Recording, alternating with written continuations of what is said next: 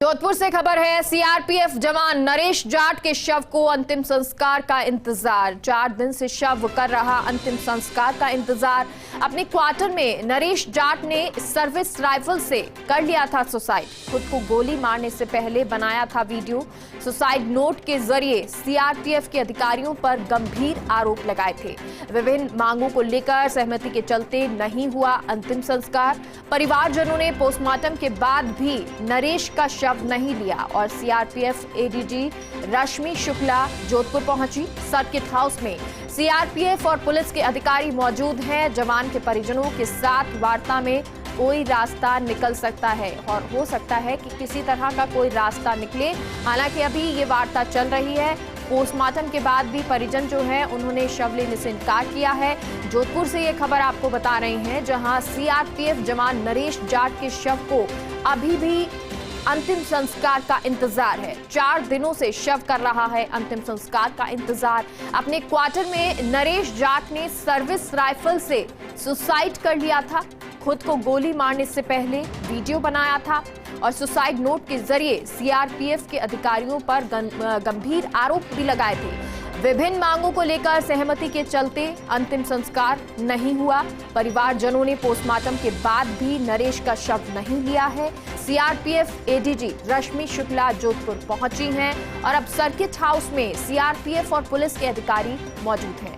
जवान के परिजनों के साथ वार्ता में कोई रास्ता निकल सकता है और ये क्योंकि वार्ता जो है वो परिजनों के साथ, ऐसे में हो सकता है कि किसी तरह का कोई रास्ता निकले। लेकिन अभी तक जो 4 दिन हो चुके हैं अंतिम संस्कार नहीं हुआ है, पोस्टमार्टम हो चुका है, लेकिन उसके बाद भी जो परिजन हैं वो शव लेने के लिए तैयार नहीं हैं। और ऐसे में जो परिजन हैं उनसे ये बातचीत वार्ता जिसमें शायद कोई हल निकले या परिजनों को मनाया जाए और परिजन मान जाए। सर्किट हाउस में सीआरपीएफ और पुलिस के अधिकारी मौजूद हैं। तमाम अधिकारियों के साथ पुलिस के परिजनों की ये बातचीत।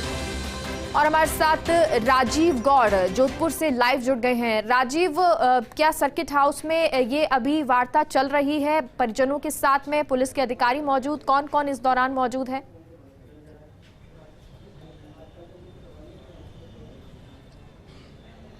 देखिए, सीआरपीएफ के जवान नरेश जाट द्वारा खुद को गोली मारे जाने के बाद में आज चौथा दिन है, शव नहीं उठाया है।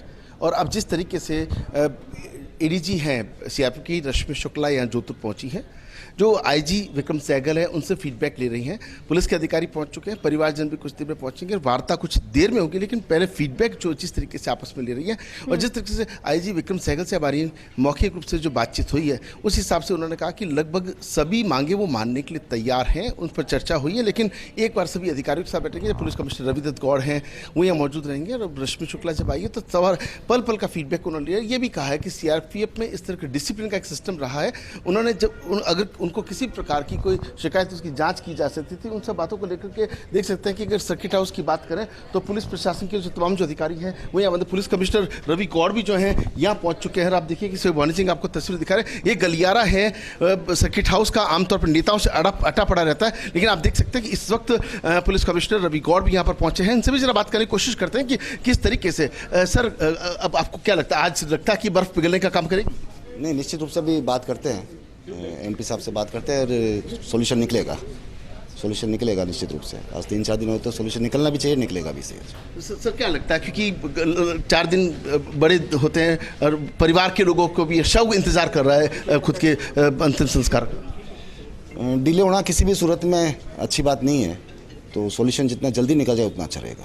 तो आप देखिए कि किस तरीके से पुलिस कमिश्नर रविदत्त गौड़ यहाँ पर पहुंचे। आप देख सकते हैं कि जो एडीजी पहुंची हैं यहाँ पर रश्मि शुक्ला से मिलने के लिए, जिस तरीके से बातचीत कर रही, तमाम जो एडीसीपी नाजिम अली की बात कर रहे हैं यहाँ तमाम जो पुलिस अधिकारी है वो यहाँ पहुंचे हैं। चर्चा होगी, बातचीत होगी, आज नतीजा निकल जाएगा। क्योंकि चौथा दिन है, आप सोचिए कि अंतिम संस्कार नहीं होना कितनी चिंता की बात हो जाती है। और आप देख सकते हैं कि इस वक्त पुलिस अधिकारी जो हैं यहाँ पहुँचे हैं और वार्ता वाली जो बात है कुछ ही देर के अंदर जो है कुछ फैसला हो पाएगा।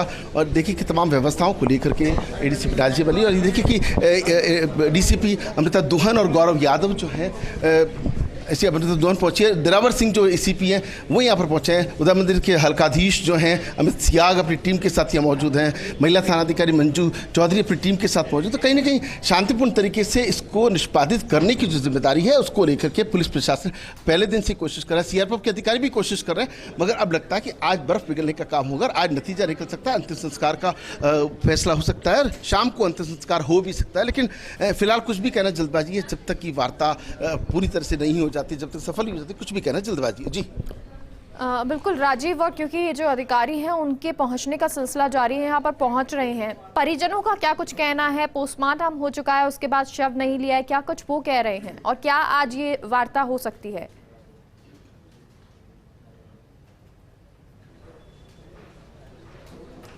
देखिए, परिवारजनों का साफ तौर पे जिस तरीके से ये घटना सामने आई है, कुछ वीडियोस सामने आए हैं, जो सुसाइड नोट सामने आए हैं, उस आधार पर अगर बात करें तो परिवारजनों की मांग है, जैसे अनुकंपा की नौकरी है तो उस पर कोई दिक्कत है नहीं, बच्ची को आगे पढ़ाने की दिक्कत नहीं ही है, कई और दूसरी मांगें हैं, शहीद के दर्जे इत्यादि मांगें। लेकिन जो भारत सरकार के निर्धारित प्रावधान हैं, सीआरपीएफ की बात करें, वायुसेना की बात करें, बीएसएफ की बात करें, सेना की बात करें, उनमें एक सिस्टम होता है। क्योंकि एक साल में तीन साल में तीन जिस तरीके से सुसाइड के केस सामने है, मानसिक तनाव है, मानसिक दबाव भी है।